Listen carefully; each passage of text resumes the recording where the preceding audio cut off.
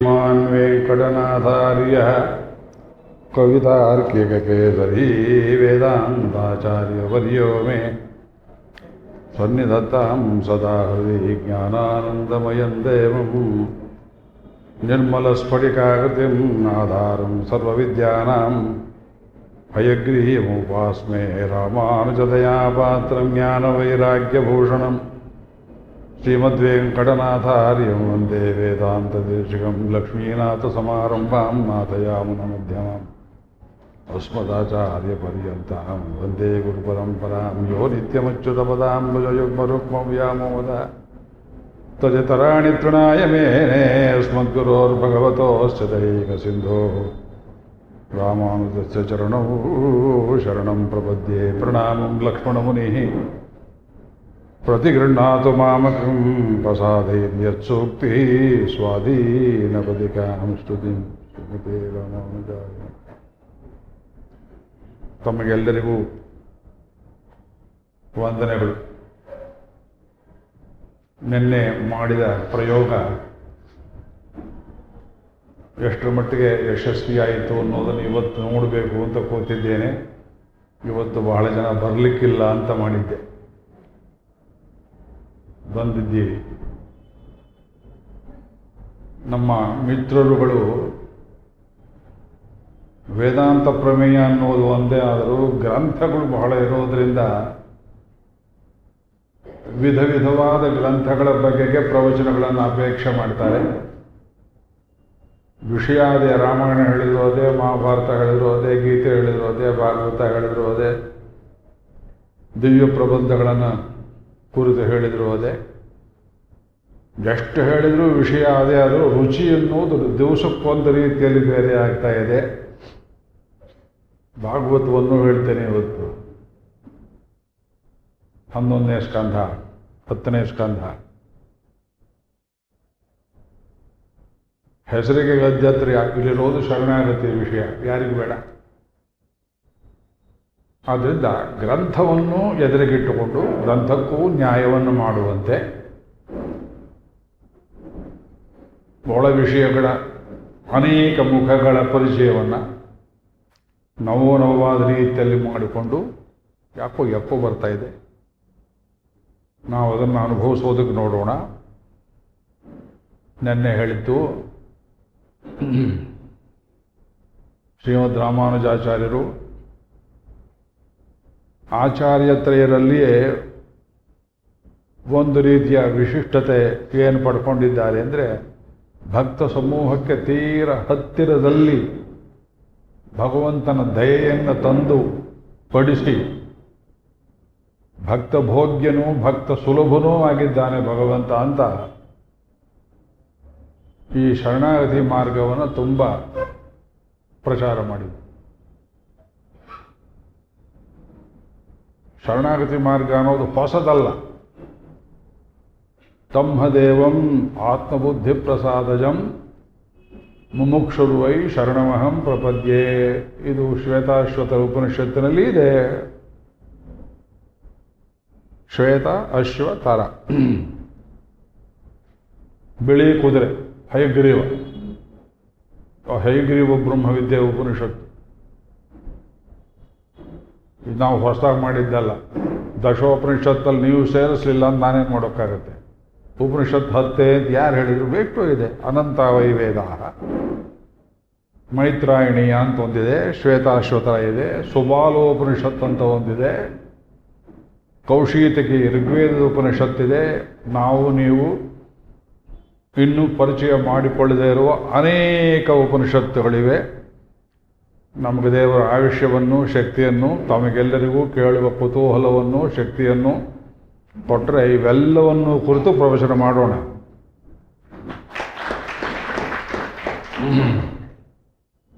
ನಮ್ಮ ತೀರ ಸಮೀಪದ ಬಂಧುಗಳು ಹೇಳ್ತಾರೆ, ದೊಡ್ಡ ಕ್ರೌಡ್ಗೆ ಹೇಳೋದು ಕಷ್ಟ. ಇದನ್ನು 1-2 ಗಂಟೆ 3 ಗಂಟೆ ಕಾಲ ಪ್ರಯಾಣದಲ್ಲಿ ಆಗುವಂಥ ಒಂದು ದಿವ್ಯ ಕ್ಷೇತ್ರಕ್ಕೆ ಹೋಗಿ ಕೂತ್ಕೊಂಡ್ಬಿಟ್ರೆ ಒಂದು ದಿವಸಕ್ಕೆ 2 ಸಲ 3 ಸಲ 3 ಸಿಟ್ಟಿಂಗ್ಸ್ 4 ಸಿಟ್ಟಿಂಗ್ಸ್. ಇಲ್ಲೇ ಯಾಕೆ ಮಾಡಬಾರ್ದು ಅಂದರೆ ಇಲ್ಲಿ ಸಿಟ್ಟಿಂಗ್ಸ್ ಆಗೋದಿಲ್ಲ. ಮನೆಗೆ ಹೋಗೋದು ಬರೋದು ಇಲ್ಲೇ ಇದೆಯಲ್ಲ ಅಂತ ಒಂದು ಅಭಿಪ್ರಾಯ, ಹಿರೇಮಗಳೂರಿಗೆ ಹೋಗಬೇಕು ಅಂತ. ಇನ್ನೊಂದು ಅಭಿಪ್ರಾಯ ಸತ್ಯಾಗಾಲಕ್ಕೆ ಹೋಗಬೇಕು, ಇನ್ನೊಂದು ಅಭಿಪ್ರಾಯ ಮೇಲ್ಕೋಟೆಗೆ ಹೋಗಬೇಕು. ದೊಡ್ಡಬಳ್ಳಾಪುರ, ತೊಂಡನೂರು ಆಗ್ಬೋದು. ಈಗ ಬರ್ತಾ ಒಂದು ಅಭಿಪ್ರಾಯ ಗೊರೂರಿಗೆ ಹೋಗಬೇಕು ಅಂತ. ಅದು ಒಂದು ರೀತಿಯಲ್ಲಿ ಫಿಲ್ಟರ್ ಮಾಡ್ತದೆ.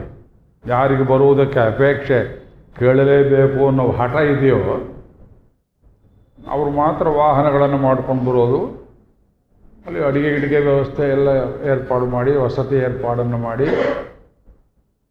ದಿವಸಕ್ಕೆ 3 ಸೆಷನ್ 4 ಸೆಷನ್ 9 hours 10 hours ಬೃಂದಾವನದಲ್ಲಿ ಮಾಡಿದಾಗೆ ಬೇರೆ ಬೇರೆ ಕ್ಷೇತ್ರದಲ್ಲಿ ಮಾಡಿ ತೋರಿಸಿದ್ದೇವೆ. ಡ್ರಿಲ್ಲಿಂಗ್ ಹಾಗಾದರೆ ಉಪನಿಷತ್ತಿಗೆ ನ್ಯಾಯವಾಗುತ್ತೆ, ಕೇಳುವವರಿಗೆ ತೃಪ್ತಿ ಉಂಟಾಗ್ತದೆ.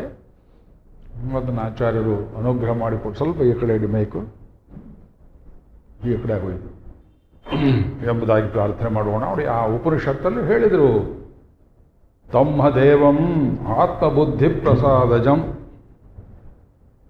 ತಮ್ಮದೇವ್ ದಿವುಕಾಂತೌ ದಿವು ಕ್ರೀಡಾಯಾಮ್ ಧಾತುವಿನಿಂದ ಭಗವಂತನಿಗೆ ದೇವ ಅಂದ್ರೆ ಅವನಿಗೆ ಹೇಳಬೇಕು, ಇನ್ಯಾರಿಗೆ ಹೇಳೋ ಹಾಗಿಲ್ಲ. ಇಂದ್ರನಿಗೆ, ವರುಣನಿಗೆ, ಪ್ರಜಾಪತಿ, ಉಳಿದ ಸಣ್ಣ ದೇವತೆಗಳು ಏನು ಹೇಳ್ತೇವೆ, ಕ್ಷುದ್ರ ರುದ್ರ ಪಿತಾಮಹ ಪ್ರಭೃತಯ ಕೀಟ ಸಮಸ್ತ. ಕ್ಷುದ್ರ ಅಂದ್ರೆ ಬೈಗಳಂತ ತಿಳ್ಕೊಬೇಡಿ, ಸಣ್ಣದು ಅನ್ನೋ ಅರ್ಥ. ಜೇನುತುಪ್ಪಕ್ಕೆ ಕ್ಷೌದ್ರ ಅಂತ ಹೆಸರು. ಯಾಕೆ ಸಣ್ಣ ಹುಳ ಮಾಡುವ ಪುಷ್ಪದಿಂದ ತಂದು ಶೇಖರಿಸುವ ಒಂದು ಸಣ್ಣ ಹುಳ ಮಾಡೋ ಕೆಲಸ ನೀವು ಮಾಡೋಕ್ಕಾಗೋಲ್ಲ, ಅದು ಕ್ಷೌದ್ರ ಅಂತಾರೆ ಸಂಸ್ಕೃತದಲ್ಲಿ. ಅವರೇ ಪರಿಮಿತ ಫಲ, ಎಷ್ಟೋ ಸಣ್ಣ ಸಣ್ಣ ಫಲ ಕೊಡ್ತಾರೆ. ಭಗವದ್ಗೀತೆ 7ನೇ ಅಧ್ಯಾಯ ಪೀಠಿಕೆ ನೋಡಿ, ಗದ್ಯತ್ರಯಿಕೆ. ಭಗವದ್ಗೀತೆ 7ನೇ ಅಧ್ಯಾಯದಲ್ಲಿ ಪರದೇವತಾ ನಿಶ್ಚಯ ನಿಮಗೆ ಬರದೇ ಇದ್ದರೆ ಶರಣಾಗತಿ ಎಲ್ಲಿ ಮಾಡಬೇಕು, ಯಾರಿಗೆ ಮಾಡಬೇಕು ಅನ್ನೋ ನಿಶ್ಚಯವೇ ಆಗದೆ ಇದ್ದರೆ, ನೋಡಿ ಹುಡುಗ ಹೇಳ್ತಾನೆ ಮಾಂಗಲ್ಯ ಕಟ್ಟೋಕೆ ಸಿದ್ಧವಾಗಿದ್ದೇನೆ, ಯಾರಿಗೆ ಬೇಕಾದ್ರೆ ಕಟ್ತೇನೆ ಅಂತ ಹಾಗಾಗುತ್ತೆ. ಅಥವಾ ಹುಡುಗಿ ಹಚ್ಚ ಮನೆ ಮೇಲೆ ಕೂತು ನಾ ಮದುವೆಗೆ ಸಿದ್ಧವಾಗಿದ್ದೇನೆ, ಬೇಕಾದವ್ರು ಬಂದು ಮಾಂಗಲ್ಯ ಕಟ್ಟಲಿ ಅಂದರೆ ಏನು ಅರ್ಥ ಆಗ್ತದೆ ನೋಡಿ, ನಗ್ತೀರಿ, ಅರ್ಥ ಆಗ್ತದೆ. ಮಾಂಗಲ್ಯವನ್ನು ಯಾರೋ ಕಟ್ಟುವುದಲ್ಲ, ಯಾರಿಗೋ ಕಟ್ಟುವುದಲ್ಲ. ನಾರಾಯಣನೇ ನಮಕ್ಕೇ ಪರೆದರುವಾನ್ ಗುಣಕ್ಕೇ ನಾಮಾಳ್ಸೇವೋ. 2 ವಾಕ್ಯಗಳು ನೋಡಿ, ಒಳ್ಳೆ ಅಂಥ ವಾಕ್ಯಗಳದು. ಭಗವಂತ ನಾರಾಯಣನೇ ನಮಕ್ಕೇ ಪರೆದರುವಾನ್, ಪ್ರಪನ್ನರಿಗೆ ಅವನು ಕೈಂಕರ್ಯ ಲಕ್ಷ್ಮಿಯನ್ನು ಅನುಗ್ರಹ ಮಾಡ್ತಾನೆ. ಅದಕ್ಕೆ ನಾವೇ ನೋಡಬೇಕು, ಉನಕ್ಕೇ ನಾಮಾಳ್ಸೇವೋ.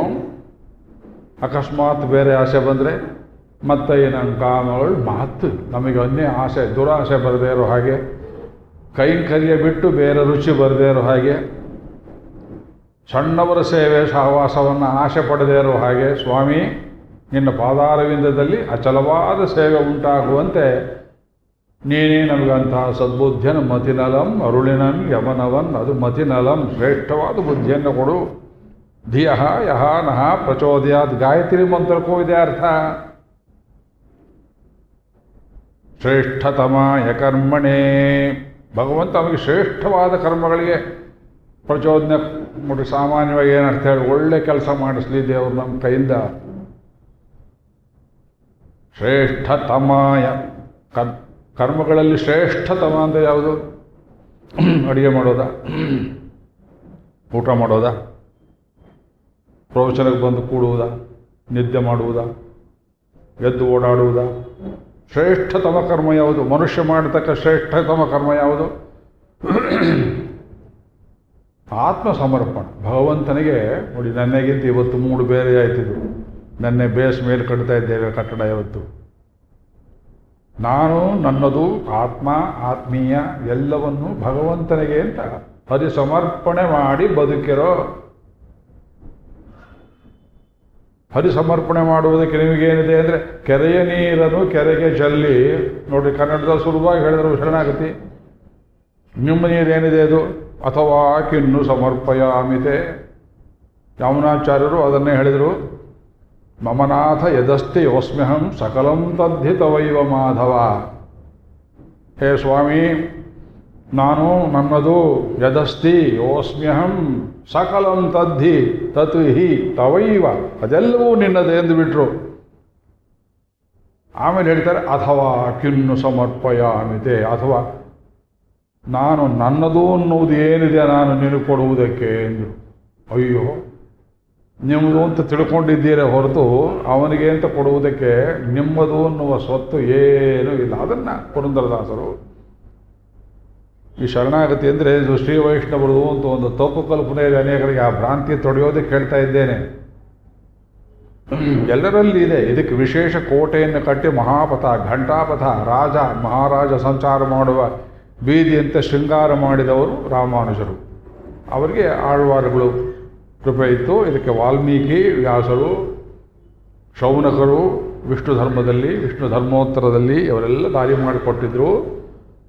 ಇದು ಒಂದು ಸ್ರೋತಸ್ಸು, ಒಂದು ಪ್ರವಾಹ. 3 ಪ್ರವಾಹದಲ್ಲಿ ಇದು ಒಂದು ದೊಡ್ಡ ಪ್ರವಾಹ. ಅಥವಾ ಕಿನ್ನು ಸಮರ್ಪಯಾಂತೆ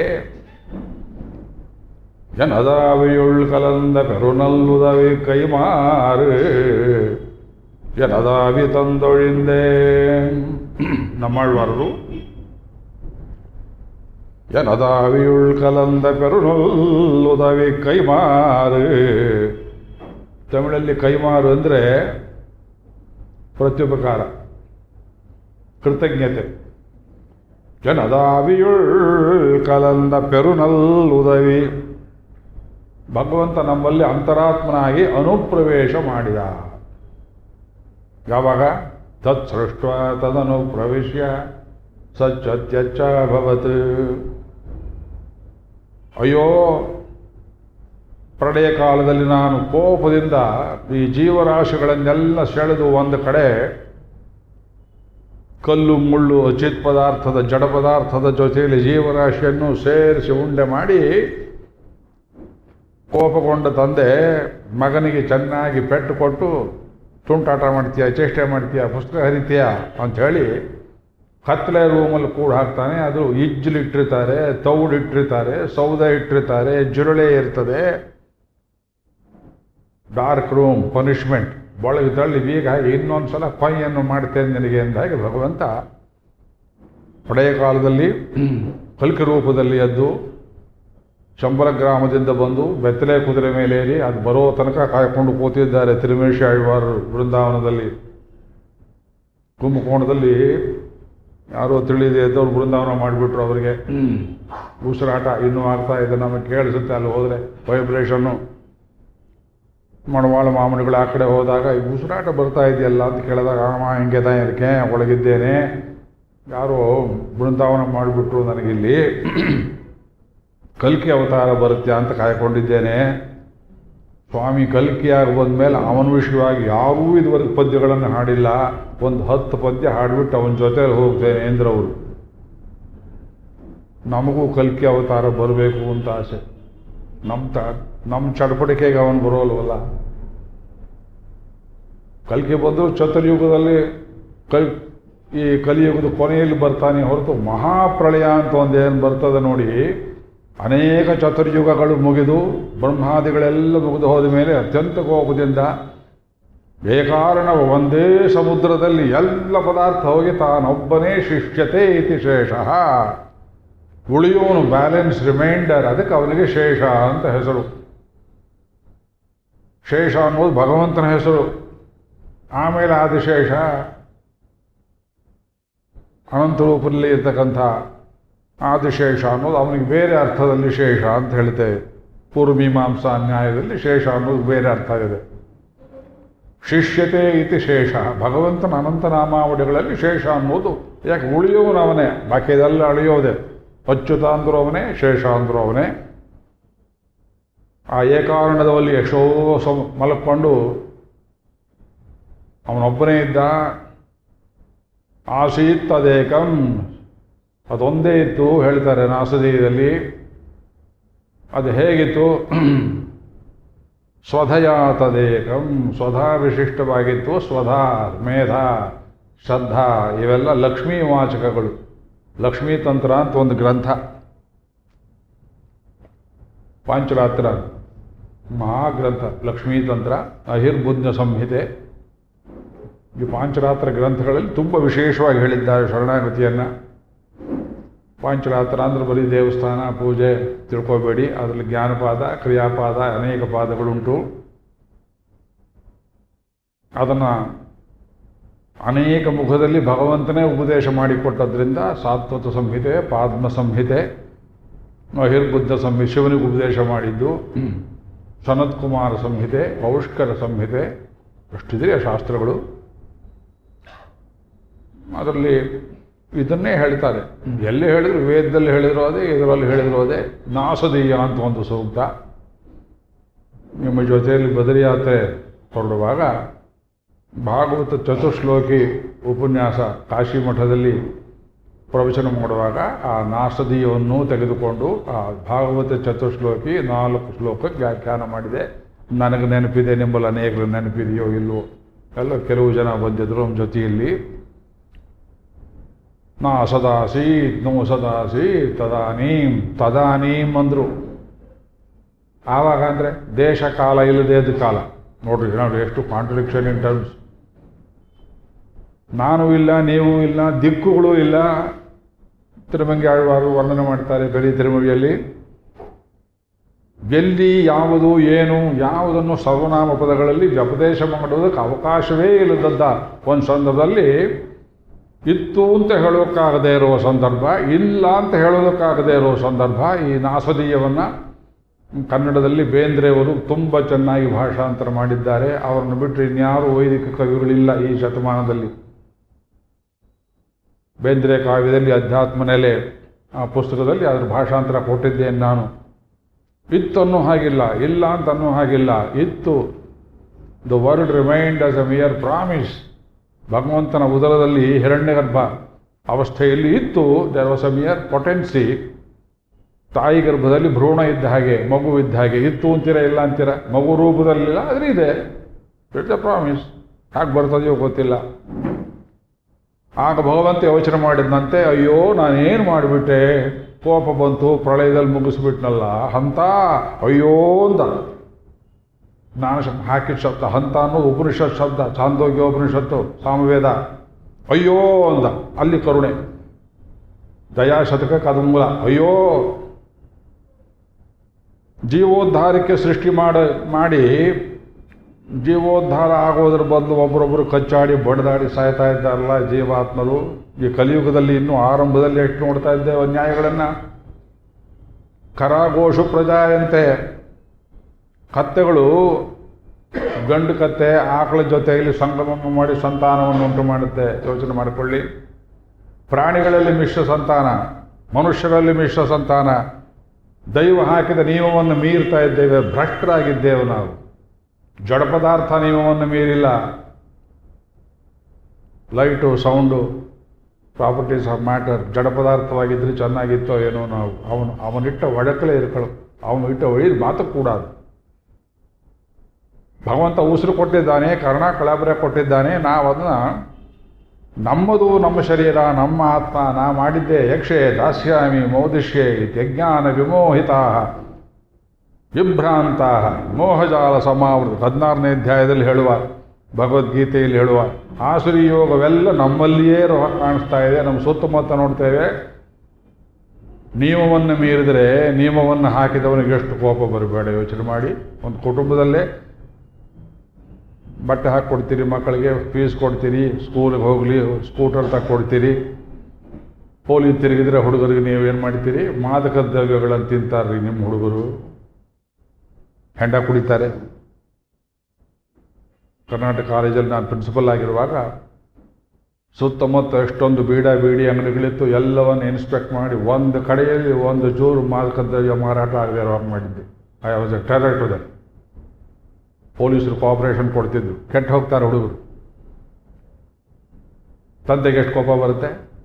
ಬಡಿತಾನೆ, ನೀವು ಓದು ಬೇಡ, ಕಾಲೇಜು ಬೇಡ, ಸ್ಕೂಲು ಬೇಡ, ಹಾಳಾಗೋಗು. ಭಾಳ ಅನುಕೂಲ ಆಯ್ತು ಅಂತ ಮತ್ತೆ ಪೊಲೀಸ್ ತಿರುಗ್ತಾರೆ. ಸುಖವಾಗಿ ಬದುಕೋದಕ್ಕೆ ದಾರಿ ಯಾವುದು? ರಾಜಕಾರಣ. ದುಡಿಯೋದು ಬೇಡ. ಸೋಮಾರಿಗಳಿಗೆಲ್ಲ ಪೆನ್ಷನ್ ಕೊಡ್ತಾರೆ. ಇಂಥ ಕ್ರಮ ಉಂಟೆ.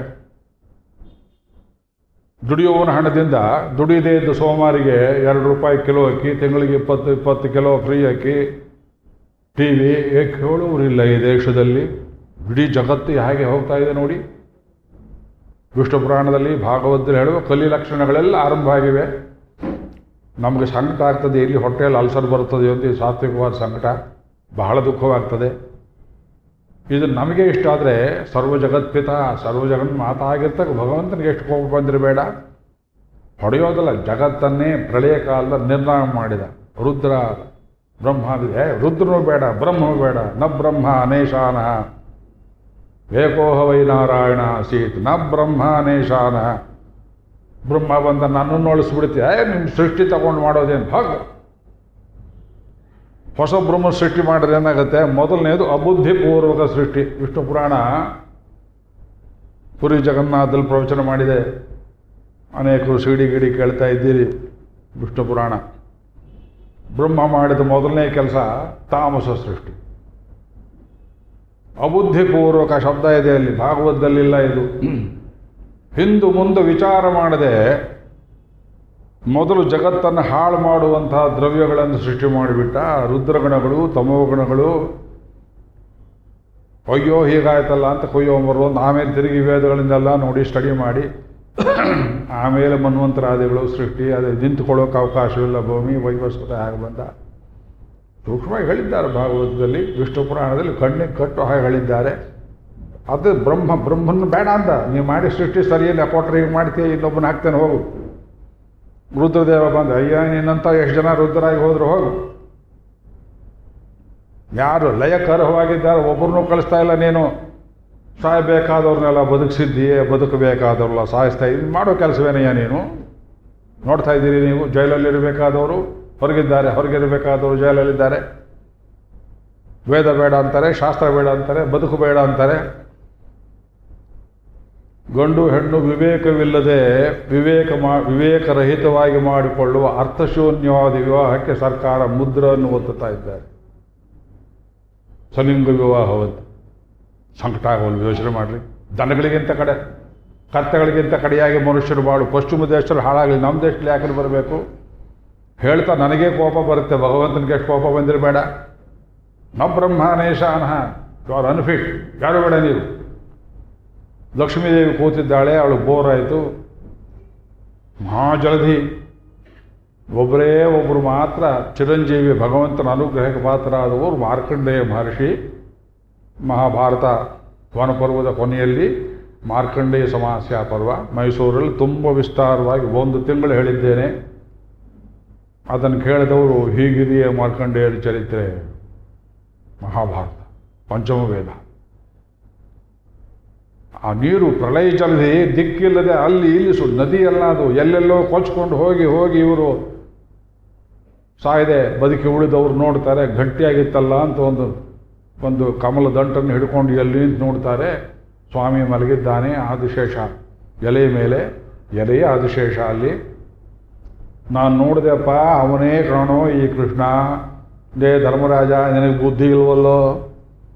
ಇವನ್ನೊಂದು ಮಾತು ಕೇಳಿದೆ, ಜೂಜಾಡಿ ಅಷ್ಟು ಹಾಳು ಮಾಡಿದ್ರಿ. ಅವನು ಕೊಟ್ಟ ರಾಜ್ಯವನ್ನು ನಿನ್ನ ಶಕ್ತಿಯಿಂದ ನೀ ಕಟ್ಟಿಬಿಟ್ಟು ಆ ಸಾಮ್ರಾಜ್ಯವನ್ನು ಪಟ್ಟಾಭಿಷೇಕ ಮಾಡಿಕೊಂಡು ನಿನ್ನ ತಮ್ಮಂದ್ರು ಹೋಗಿ ಬಾಹುಬಲದಿಂದ ತಂದು ಬಿಟ್ರೆ, ಕೃಷ್ಣ ಶಕ್ತಿ ಇಲ್ಲದೆ ರಾಜಸೂಯಾಗಿ ಹೋಯ್ತೆ. ಎಲ್ಲಿ ಹೋಯ್ತು ನಿನ್ನ ಬುದ್ಧಿ? ಈಗಾದರೂ ನಮಸ್ಕಾರ ಮಾಡ್ರು ಕೃಷ್ಣನಿಗೆ, ಕೇಳ್ರು. ಪ್ರಭು ನೀನು ಕೊಟ್ಟ ಅಲ್ಲ, ಮನುವನ್ನು ತರ್ತಾನೆ, ಪ್ರಜಾಪತಿಗಳನ್ನು ತರ್ತಾನೆ, ಸಪ್ತರ್ಷಿಗಳನ್ನು ತರ್ತಾನೆ, ಬೇಕಾದವರಿಗೆ ಭೋಗವನ್ನು ಭಾಗ್ಯವನ್ನು ಕೊಡ್ತಾನೆ. ಧರ್ಮರಾಜನ ರಾಜ್ಯವನ್ನು ಕೊಡಲಾರನೆ ಭಗವಂತ. ಎಲ್ಲವನ್ನಿಟ್ಟು ಜೂಜಾಡಿದ್ದೀಯೇ, ಹೆಂಡತಿಯ ಮಾನವನ್ನು ಹರಾಜು ಹಾಕಿದ್ದೀಯೇ, ಪ್ರಪತ್ತಿ ಮಾಡು. ನನಗೆ ಒಕ್ಕಮ ಇರ್ಕೆ, ನನಗೆ ನಾಚಿಕೆ ಆಗುತ್ತಲ್ಲ. ನಮ್ಮ ಕೃಷ್ಣ ಕುಂತಿಗೂ ವಸುದೇವನಿಗೂ ಸಂಬಂಧ. ನಮ್ಮ ಕೃಷ್ಣ ನಮ್ಮ ಗೊಲ್ರವನು ತಿಳ್ಕೊಂಡು ಅವಮಾನ ಮಾಡಿಬಿಟ್ಟಿದ್ದೆ. ಹಾಗೆ ಮಾಡೋದು.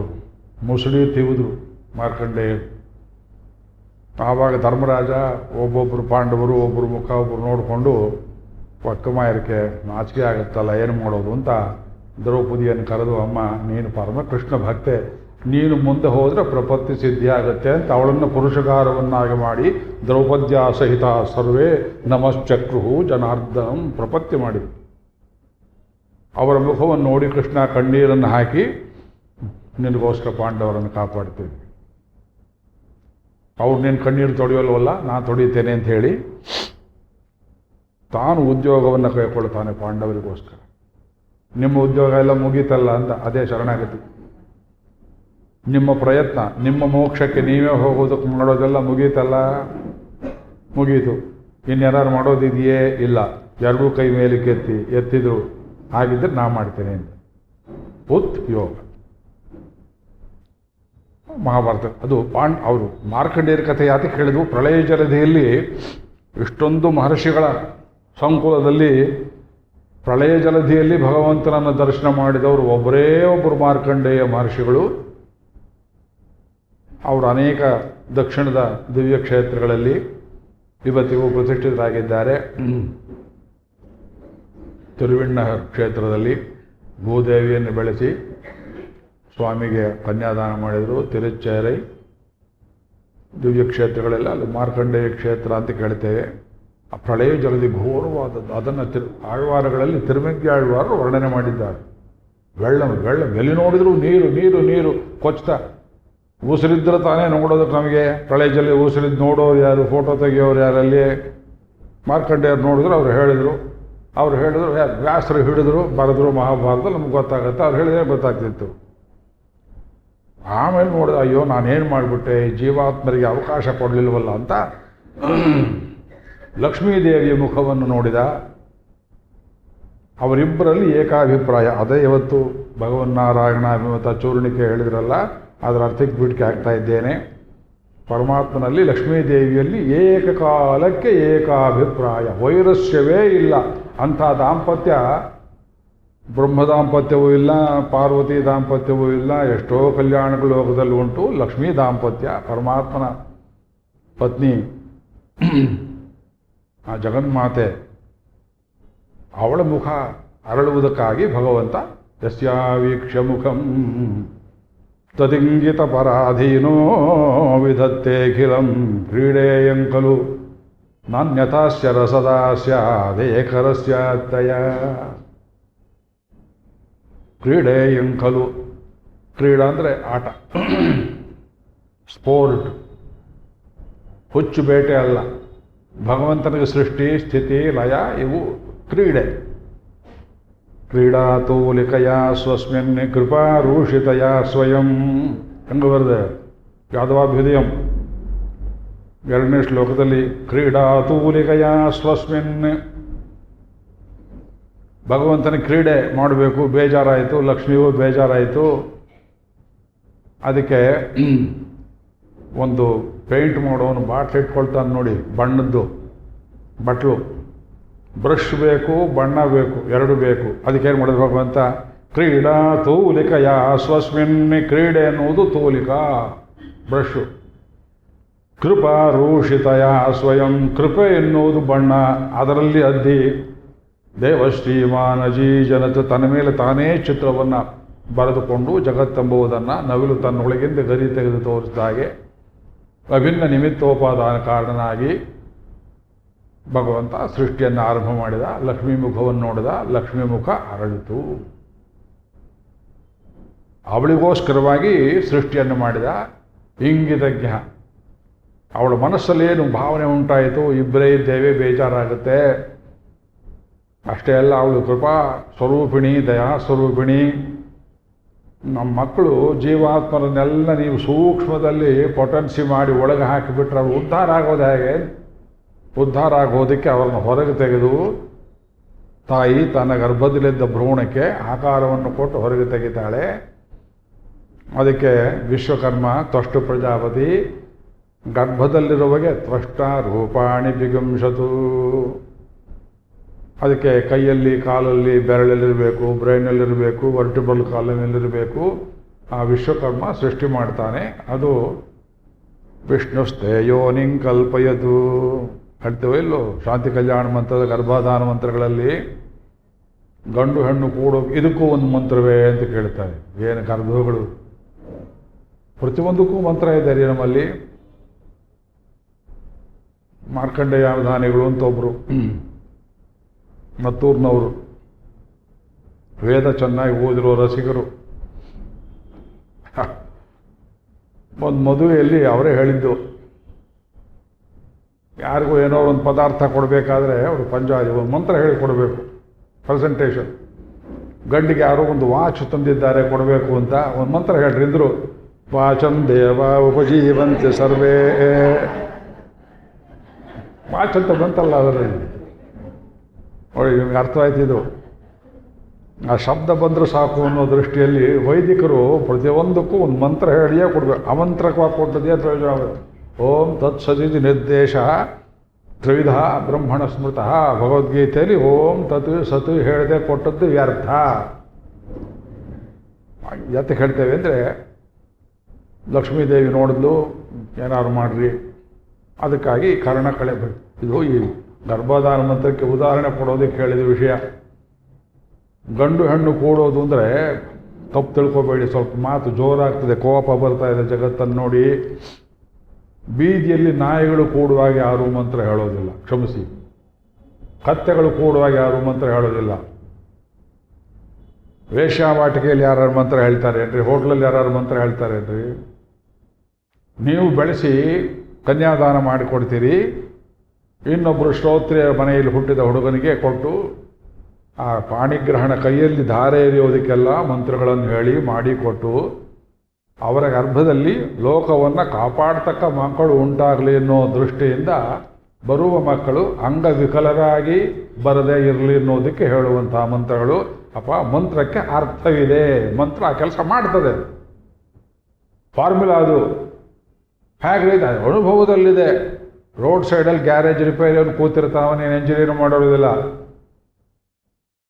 ಕಾರ್ಬೊರೇಟರ್ ಕ್ಲೀನ್ ಮಾಡಬೇಕು, ಪೆಟ್ರೋಲ್ ಕ್ಯಾನ್ ಕ್ಲೀನ್ ಮಾಡಬೇಕು, ಹೇಗೋ ಮಾಡ್ತಾನೆ ಗಾಡಿ ಓಡಿಸ್ತಾನೆ. ನಮಗೆ ಅಷ್ಟು ಗೊತ್ತು. ಮಂತ್ರ ಹೇಳಿ ಮಂತ್ರ ತನ್ನ ಕೆಲಸವನ್ನು ಮಾಡುತ್ತೆ. ನೋಡಪ್ಪ, ನೀನು ಈ ಹುಡುಗಿಯನ್ನು ಕೂಡುವಾಗ ಮನಸ್ಸು ನಿನಗೆ ಸಂತೋಷವಾಗಿರಲಿ. ಗರ್ಭವನ್ನಿಡುವಾಗ ಗರ್ಭದಲ್ಲಿ ಭಗವಂತ ಈಕೆಯ ಗರ್ಭವನ್ನು ಚೆನ್ನಾಗಿ ರಕ್ಷಿಸಲಿ. ಅದರಲ್ಲಿ ತ್ವಷ್ಟ ಪ್ರಜಾಪತಿ, ಯಾಕೆ ಸೃಷ್ಟಿಯ ಮೂಲ ವಿಶ್ವಕರ್ಮ ಅಂತ ಹೇಳ್ತೀವಿ. ವಿಶ್ವಕರ್ಮ ಅಂತ ಒಂದು ಜಾತಿಗೋಸ್ಕರ ಹೇಳಲಿಲ್ಲ, ಭಗವಂತನೇ ವಿಶ್ವಕರ್ಮ. ಹಯಗ್ರೀವ ಅವನು ಗರ್ಭದಲ್ಲಿ ಉಂಟಾಗುವ ಶಿಶುವಿಗೆ ಪ್ರಾರಂಭದಲ್ಲಿಯೇ let him invest the child with all that is required for it in future. ಇವತ್ತು ಕೈ, ನಾಳೆ ತಲೆ, ನಾಡಿದ್ದು ಇನ್ನೊಂದು ಮೊಣಕಾಲು, ನಾಡಿದ್ದು ಬೆರಳು, ಹಾಗೆ ಮಾಡೋದಿಲ್ಲ ಭಗವಂತ. ಎಷ್ಟು ಪುಟ್ಟ ಚಿತ್ರ ಮಾಡಿರ್ತಾನೆ. 2 ಬಿಂದುಗಳು ಶುಕ್ಲ ಶೋಣಿತ ಕೂಣುವಾಗ ಅದರಲ್ಲಿಯೇ ಬ್ರೈನಲ್ಲಿರಬೇಕು, ಕಣ್ಣಲ್ಲಿರಬೇಕು, ಮೂಗಲ್ಲಿರಬೇಕು. ಬ್ರೈನ್ನಲ್ಲಿ ಏನೇನು ಪದಾರ್ಥ ಇಟ್ಟಿರಬೇಕು, ಕಾಲು ಹೇಗಿರಬೇಕು, ಬೆರಳುಗಳು ಹೇಗಿರಬೇಕು, 5ಕ್ಕೆ ಮೇಲೆ ಹೇಗಿರಬಾರ್ದು. ಮನುಷ್ಯ ಗರ್ಭದಲ್ಲಿ ಗೊರಸಿರುವಂಥ ಪ್ರಾಣಿ ಬರಬಾರ್ದು, ದನದ ಗರ್ಭದಲ್ಲಿ ಮನುಷ್ಯರು ಹಾಗೆ ಬೆರಳಿರೋದು ಬರಬಾರ್ದು. ಅದನ್ನು ಹಾಗೆಯೇ ಮಾಡ್ತಾನೆ ಭಗವಂತ. ಅದು ವಿಶ್ವಕರ್ಮ ರೂಪದಲ್ಲಿ ಅದು ಆ ರೀತಿ ಮಾಡಿ ಇನ್ವೆಸ್ಟ್ ಮಾಡೋದಕ್ಕೆ ಮಂತ್ರಗಳನ್ನು ಹೇಳ್ತೇವೆ. ಅದಕ್ಕಾಗಿ ಆ ರೀತಿಯಲ್ಲಿ ಹುಟ್ಟಿದವರು ನಮ್ಮ ಹಾಗಿರ್ತೀರಿ ನೋಡಿ. ಮಂತ್ರವತ್ತಾಗಿ ಹುಟ್ಟಿದ ಮಕ್ಕಳು ಹೇಗಿರ್ತಾರೆ, ನನ್ನ ಹಾಗಿರ್ತೀರಿ. ಮಾತು ಕಿವಿಯಲ್ಲಿ ಬರೋದಿಲ್ಲ, ಮಾತು ಬಾಯಲ್ಲೇ ಬರಬೇಕು. ಎಷ್ಟು ಬರಬೇಕು, ಹೇಗೆ ಬರಬೇಕು, ಇದು ಸೃಷ್ಟಿ. ಅದಕ್ಕಾಗಿ ಭಗವಂತ ಸೃಷ್ಟಿ ಮಾಡಬೇಕಾಯಿತು. ನಾನು ಅನ್ಯಾಯವಾಗಿ ಇವೆಲ್ಲ ಒಳಗೆ ಇಟ್ಕೊಂಡ್ಬಿಟ್ಟಲ್ಲ ಅಂತ ಸಂಕಲ್ಪವನ್ನು ಮಾಡಿ ಜಗತ್ತನ್ನು ಹೊರಗೆ ತರುವ ಮಹಾಕಾರುಣ್ಯ ಪೂರ್ಣನಾಗಿ ಅಹಮಿಮಾಹ ತಿಸ್ರೋ ಪ್ರಜಾ ತೇಜಸ್ಸು ಅಪು ಅನ್ನ ಅಂತ 3 ದ್ರವ್ಯಗಳನ್ನು ಸೃಷ್ಟಿ ಮಾಡಿ ಅನೇನ ಜೀವೇನ ಆತ್ಮನ ಅನುಪ್ರವೇಶ್ಯ ನಾಮರೂಪೇ ವ್ಯಾಕರವಾಣಿ. ತೇಜಸ್ಸು ಅಪು ಅನ್ನ ಅಂದರೆ ಇದು ಬರೀ ಅನ್ನಮಯ ಪ್ರಾಣಮಯ ಈ ಶರೀರವನ್ನು ಉಂಟು ಮಾಡಿದ ಭಗವಂತ. ಜೀವಾತ್ಮನ ಅದರೊಳಗೆ ಕೂಡಿಸ್ಬೇಕು. ಅನ್ನಮಯ, ಪ್ರಾಣಮಯ, ಮನೋಮಯ, ಇದು 3 ಶರೀರದ ಅಪವರ್ತನಗಳು, ಫ್ಯಾಕ್ಟರ್ಸು. ವಿಜ್ಞಾನಮಯ ಅನ್ನೋ ಜೀವಾತ್ಮ, ಒಳಗೆ ಆನಂದಮಯ, ಒಳಗೆ ತೋರಿಸ್ಬೇಕಲ್ಲ. ಜೀವಾತ್ಮ ಮಲಗಿದೆ, ಜ್ಞಾನ ಇಲ್ಲ, ಮಾನ ಮರ್ಯಾದೆ ಜ್ಞಾನ ಇಲ್ಲ. ಪ್ರಳಯ ಜಲದಲ್ಲಿ ಚರಂಡಿಯಲ್ಲಿ ಕೊಚ್ಕೊಂಡು ಹೋಗೋ ನೀರು ಒಂದೇ, ಗಂಗೆಯಲ್ಲಿ ಕೊಚ್ಚೋ ನೀರು ಒಂದೇ. ಅದನ್ನು ಒಳಗೆ ತೋರಿಸ್ಬೇಕು ಶರೀರದೊಳಗೆ, ಅದು ಜ್ಞಾನ ಇಲ್ಲ. ಕೈ ಹಿಡಿದುಕೊಂಡು ಅವನನ್ನು ಮೊಳಕ್ಕೆ ಹೋಗುವ ಸಲುವಾಗಿ ತಾನು ಮೊದಲು ನುಗ್ಗಿದ್ದಾನೆ. ಆದರೆ ಅನುಪ್ರವೇಶ ಅಂತಾರೆ. ಇವನು ಮೊದಲು, ತಾನು ಆಮೇಲಂತೆ ಚರ್ಚೆ ಮಾಡ್ತಾರೆ ಮಠಗಳಲ್ಲಿ. ದೇವರು ಮೊದಲು ಹೋದ್ನೆ, ಜೀವಾತ್ಮ ಮೊದಲು ಹೋದ್ನೆ. ಶರೀರಕ್ಕೆ ಯಜಮಾನ ಜೀವಾತ್ಮ, ಭಗವಂತ ಅಲ್ಲ, ಅದು ಕಾಮನ್ ಫ್ಯಾಕ್ಟರು. ಜೀವಾತ್ಮ ಯಜಮಾನಾಗಿದ್ದರು, ಅದಕ್ಕೆ ಒಳಗೆ ಹೋಗಿ ಗೃಹ ಪ್ರವೇಶ ಮಾಡೋಕ್ಕೆ ಶಕ್ತಿ ಇಲ್ಲ. ಇವನು ಎಳ್ಕೊಂಡು ಹೋಗ್ಬೇಕಲ್ಲ ಅಂದರೆ ಗೀದಾ ಮುನ್ನೆ ಹೋಗೋಣ, ಅವನಿಗೆ ಶಕ್ತಿ ಇಲ್ಲೇ ಪಿನ್ ತೊಡಂದು ವರೇಂಡ ಅಂತ ಅವನ ಮುಂದೆ ತಳ್ಳಿ ತಾನು ಹೋಗ್ತಾನಂತೆ. ಅನುಪ್ರವೇಶ್ಯ ನಾಮರೂಪೇ ವ್ಯಾಕ್ರವಾಣಿ. ಅಯ್ಯೋ, ಈ ಅನುಪ್ರವೇಶವನ್ನು ನೆನೆಸ್ಕೊಂಡಾಗಲೆಲ್ಲ ನಮಗೆ ಕಣ್ಣಲ್ಲಿ ನೀರು ಬರ್ತದೆ. ತಿರುಪಾಣಾಳ್ವಾರರು ವೈತ್ತದನ್ರಿ ಎನ್ನುಳ್ಪು ಹೊಂದ ನನ್ನಲ್ಲಿ ಪ್ರವೇಶ ಮಾಡಿಬಿಟ್ಟ. ನಾನು ಯಾವುದೋ ಜಾತಿಯಲ್ಲಿ ಹುಟ್ಟುಬಿಟ್ಟಿದ್ದೇನೆ, ನನ್ನೊಳಗೂ ಅವನು ಪ್ರವೇಶ ಮಾಡಿ. ಎಷ್ಟು ನೈಚಾನುಸಂಧಾನ ಮಾಡ್ತಾರೆ ಅವರು. ಅಂತ್ಯಜನ್ಮದಲ್ಲಿ ಹುಟ್ಟಿದವರು ನನ್ನಲ್ಲಿಯೂ ಅಂತರಾತ್ಮನಾಗಿ ನಿಂತನಲ್ಲ ಭಗವಂತ. ಈ ಉಪಕಾರಕ್ಕೆ ಪ್ರತ್ಯುಪಕಾರ ಮಾಡ್ತೀರಾ, ಆಗುತ್ತೆ ನಿಮಗೆ. ಅವಿಯುಳ್ ಕಲಂದ ಬೆರನಲ್ಲೂ, ಅದಕ್ಕೆ ಇಷ್ಟೆಲ್ಲ ಹೇಳಿದ್ದು. ನನ್ನ ಮರಳಾಗಿಲ್ಲ ಅಂತಾರೆ ಅನೇಕರು. ಯಾಕೆಂದರೆ ಎಲ್ಲಿ ಹೊರಟು ಅದೇ ಪಾಯಿಂಟ್ಗೆ ಬಂದು ಸೇರುವ ಇದು ಹೈಗಿರಿಯುವ ಕೊಟ್ಟ ಶಕ್ತಿ ನಮ್ಮದಲ್ಲ. ಹೀಗೆ ಕೊನೆಯ ತನಕ ಇಡು ಅಂತ ಕೇಳ್ತೇವೆ. ಅವಿಯುಳ್ ಕಲಂದ ಬೆರುನಲ್ಲುದವಿ ಕೈ ಮಾರು. ನಾವು ಯಾರು ಅರ್ಜಿ ಹಾಕಿದ್ವಿ ನಾಸದೀಯ ಸೂಕ್ತ, ಅದು ಉಂಟಾದ ಸಂದರ್ಭದಲ್ಲಿ ಜಗತ್ ಸೃಷ್ಟಿಯನ್ನು ಭಗವಂತ ಮಾಡಿದಾಗ ನಾವು ಯಾರು ಒಬ್ಬರಾದರೂ ಅರ್ಜಿ ಹಾಕಿದ್ವಿ. ದಯವಿಟ್ಟು ಉತ್ತರ ಹೇಳಿ. ನನ್ನನ್ನು ಶರೀರದೊಳಗೆ ನೀನು ಕೂಡಿ ಹಾಕುವಾಗ ಭಗವಂತನೇ ನೀನು ಒಳಗೆ ಬರಬೇಕು, ನನಗೆ ಭಯವಾಗುತ್ತೆ, ನೀ ಬಂದರೆ ನಾನು ಹೋಗ್ತೀನಿ ಅಂತ ಯಾರೊಬ್ಬರು ಕೇಳಿದ್ದೆ ಅವನನ್ನು. ನಿಮ್ಮನ್ನು ಯಾರೇ ರಕ್ಷಿಸರು? ಯಾವ ತಂದೆ, ಯಾವ ತಾಯಿ, ಯಾವ ಬಂಧು, ಯಾವ ಬಳಗ, ಎಲ್ಲಿ ಯಾರು ಬಂದಿದ್ರು ನಿಮಗಲ್ಲಿ? ಅವಿಯುಳ್ ಶರೀರದಲ್ಲ, ರಕ್ತಮಾಂಸಮಯವಾದ ಶರೀರ. ಗಂಡು ತೋಣ್ಣಾಟಿ ಆಳ್ವಾರು ಹೇಳ್ತಾರೆ, ಗಂಟುಗೇಣಿನ ದೇಹ, ಬರೀ ಮಾಂಸದ ಒಡಲು, ಹೆಂಡದ ಮಡಿಕೆ ಇದ್ದಾಗಿದೆ. ತಾನು ಹಡೆದ ಜೀವಾತ್ಮ ಮೇಲೆ ಪ್ರೀತಿಯಿಂದ ಅದು ಒಳಗೆ ಹೋಗಲಿ ಅಂತ ಮಗ ಕಟ್ಟಿದ ಮನೆ ಕೊಳಕು ಮನೆಯಾದರೂ ತಂದೆ ತಾತನೂ ಒಳಗೆ ಬರೋ ಹಾಗೆ. ಎಂಥದೋ ಒಂದು ಪರವಾಗಿಲ್ಲ, ಶ್ರೀರಾಮ್ಪುರದಲ್ಲಿ ಸ್ಲಮ್ ಯಾವುದೋ ಮನೆ ಮಾಡಿದ್ದೇ, ಜಾಗ ಸಿಗ್ತಲ್ಲಪ್ಪ ಅಂತ IAS ಮಾಡಿದವನು ತಂದೆ, ಸಣ್ಣ ಮಗ ಜೋಪಡಿ ಗುಡಿಸಲು ಮಾಡಿದ್ರು ಪರವಾಗಿಲ್ಲ, ನಾನು ಬರ್ತೇನೆ, ನಿನ್ನ ಮನೆ ಅಂತ ಆಯ್ತಲ್ಲಪ್ಪ, ಪೋಲಿ ತಿರುಗೋದ್ರ ಬದಲು ಮನೆ ಮಾಡಿಕೊಂಡೆಲ್ಲ ಅಂತ ಬರೋ ಹಾಗೆ ಸರ್ವೇಶ್ವರ ನಮ್ಮ ರಕ್ತಮಾಂಸಮಯವಾದ ಶರೀರದ ಪ್ರವೇಶ. ಇವತ್ತು ಕರಗಬೇಕು ನೀವು. ಆಳ್ವಾರ ಹೇಳ್ತಾರೆ, ಏನದು ಆವಿಯುಳ್ ಕಲಂದ, ಒದಗಿ ನಿಕ್ರಾರ ಇಲ್ಲ ಕಲಂದು ನಿಕ್ರಾರ ಬ್ರಹ್ಮ. ಮೂಗು ಹಿಡ್ಕೊಂಡು ಪ್ರಾಣಾಯಾಮ ಮಾಡಿ ನಾವು ಮೂಲೆಯಲ್ಲಿ ನಿಕ್ರೆ ಉಳ್ಳಪ್ಪೋ, ಹಾಗೆ ಹೇಳಲಿಲ್ಲ. ಅಂತರಾತ್ಮನಾಗಿ ಆವಿಯುಳ್ ಕಲಂದ ಪೆರುನಲ್ ಉದವಿ ಕೈಮಾರು. ಉದವಿ ಸಹಾಯ, ನಲ್ಲುದವಿ ಪೆರುನಲ್ ಉದವಿ. ಅತ್ಯಂತ ದೊಡ್ಡದಾದ ಶ್ರೇಷ್ಠವಾದ ಉಪಕಾರ ಮಾಡಿದ್ದಾನೆ. ಅವನೊಬ್ಬ ಅಂತರಾತ್ಮನಾಗದೆ ಇದ್ದರೆ ಏನಾಗ್ತಿತ್ರಿ? ಅವನ ಅಂತರಾತ್ಮನಾಗದೆ ಇದ್ದರೆ ಮಾತೆಲ್ಲಿಂದ ಬರ್ತಿತ್ತು, ಕಿವಿ ಎಲ್ಲಿಂದ ಕೇಳ್ತಿತ್ತು, ಚರ್ಮದ ಸ್ಪರ್ಶ ಹೇಗಾಗ್ತಿತ್ತು, ಮಾನದ ಪ್ರಜ್ಞೆಯಲ್ಲಿರ್ತಿತ್ತು, ಎಲ್ಲ ಪರಮಪುರುಷಾರ್ಥದ ಪ್ರಜ್ಞೆಯಲ್ಲಿಂದ ಬರ್ತಾ ಇತ್ತು. ನಾವಿರೋ ನರಕದಲ್ಲಿ ನಮಗೆ ಇನ್ನೂ ಉತ್ತಮವಾದ ಭವಿತವ್ಯ ಕಾದಿದೆ ಅನ್ನುವಂಥ ದಿವ್ಯ ಪ್ರಜ್ಞೆ ಎಲ್ಲಿನ ಮತಿನೆಲ ಮರುಳಿನ ಅದು ಎಲ್ಲಿಂದ ಬರ್ತಿತ್ತು ನಿಮಗೆ? ಯೋಂತ ಪ್ರವಿಶ್ಯ, ಅದು ಧ್ರುವ ಹೇಳುವ ಮಾತಿಗಿದ ಅರ್ಥ. ಮಮ ವಾಚಮಿಮಾಂ ಪ್ರಸುಪ್ತ ಸಂಜೀವಯತಿ ಅಖಿಲ ಶಕ್ತಿಧರ ಸ್ವಧಾಮ್ನ. ಅದು ವೇದಾಂತ ಪ್ರಮೇಯ. ಪೆರುನಲ್ಲುದವಿ ಕೈಮಾರು ಎನದಾವಿ ತಂದೊಳಿಂದೇನ್. ಆಳ್ವಾರು ಹೇಳಿದರು, ನನ್ನ ಆತ್ಮದಲ್ಲಿ ಅಂತರಾತ್ಮನಾಗಿ ನಿಂತ ಇವತ್ತು ಉಪನ್ಯಾಸ ಮಾಡೋದು ತುಂಬ ಕಷ್ಟವಾಗಿದೆ, ಕರಗ್ತಾ ಇದ್ದೇನೆ ನಾನು. ನೀವು ಕರಗಬೇಕು, ಭಗವಂತನ ಕೃಪೆಯಲ್ಲಿ ಕರಗಬೇಕು. ಏನು ಮಾಡಲಿ ನೋಡಿದ್ರೆ ಆಳ್ವಾರು ಅಂತರಾತ್ಮನಾಗಿ ನಿಂತಲ್ಲ, ಸ್ವಾಮಿ ಇದಕ್ಕೆ ಏನು ಕೊಡಲಿ, ನಿಮ್ಮದಂತ ಏನ್ರಿ ಇದೆ ಕೊಡಲಿಕ್ಕೆ? ಆಳ್ವಾರು ಒಂದು ಕ್ಷಣ ವಿಸ್ಮಯಗೊಂಡು ಹೇಳಿದರು, ನನ್ನ ಆತ್ಮವನ್ನೇ ನೀನು ಕೊಟ್ಟುಬಿಟ್ಟೆ ಎಂದು. ಜನದಾವಿ ತಂದು ಒಳಿಂದೆ ಕೈ ಖಾಲಿ ಮಾಡ್ಕೊಂಡ್ಬಿಟ್ಟೆ, ಬರೇದು ಮಾಡ್ಕೊಂಡ್ಬಿಟ್ಟೆ, ಎಲ್ಲ ಕೊಟ್ಬಿಟ್ಟೆ ನಿನಗೆ, ನನಗೇನು ಉಳಿಲಿಲ್ಲ, ತಂದೊಳಿಂದೆ. ಆಮೇಲೆ ಯೋಚನೆ ಮಾಡ್ತಾರೆ, ಜನದಾವಿಯಾವಯಂ ನೀ ಪೊಳಿಲೇಳು ಮುಂಡವೆಂದಾಯ್. ಅಯ್ಯೋ, ಅಂತರಾತ್ಮನು ನೀನೇ, ಈ ನನ್ನ ಆತ್ಮ ಅನ್ನೋದು ನಿನ್ನದೇ. 7 ಲೋಕಗಳನ್ನು ಊಟ ಮಾಡಿದ ಸ್ವಾಮಿ ಪೆರುವಾಯ, ದೊಡ್ಡ ಬಾಯಿನಿಂದು ಉಲಹಮುಂಡ ಪೆರುವಾಯ. ಅಥವಾ ಕಿನ್ನು ಸಮರ್ಪಯಾಮಿತೆ, ನಿನಗೆ ಕೊಡೋದಕ್ಕೆ ನಂದು ಅಂತ ಏನಿದೆಯಪ್ಪ ಅಂದರು. ನಮ್ಮದು ಅಂತ ಏನಿಲ್ಲ. ಆತ್ಮಸಮರ್ಪಣ ಮಾಡಿದವಲ್ಲ ಅಂತ ಹೇಳುವಷ್ಟು ಅಹಂಕಾರವೂ ನಮಗಿರಬಾರ್ದು.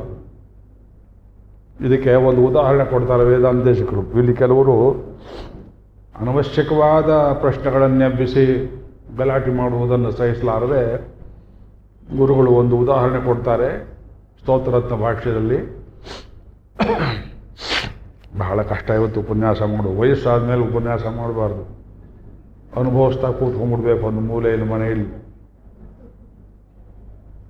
ಒಬ್ಬ ರಾಜ ಕುದುರೆ ಮೇಲೆ ಹೋಗುವಾಗ ನೋಡಿ ಎಷ್ಟು ಅವ್ರ ತಲೆ ಹಾಕಿದನು. ವೇದಾಂತೇಶಕರ ಹೈಗ್ರೀವರು ಕೊಟ್ಟ ತಲೆ ಉದಾಹರಣೆ ಮೊನ್ನೆ ಅಕಸ್ಮಾತ್ ತೋರಿಸ್ತೇನೆ ನನ್ನ ಮಗನಿಗೆ. ನೋಡು ಹೇಗೆ ಬರೆದಿದ್ದಾರೆ ಹುಡುಗಳು ರಹಸ್ಯ ತ್ರೈಸಾರದಲ್ಲಿ. ಕುದುರೆ ಮೇಲೆ ಹೋಗ್ತಾ ಇದ್ದಾನೆ.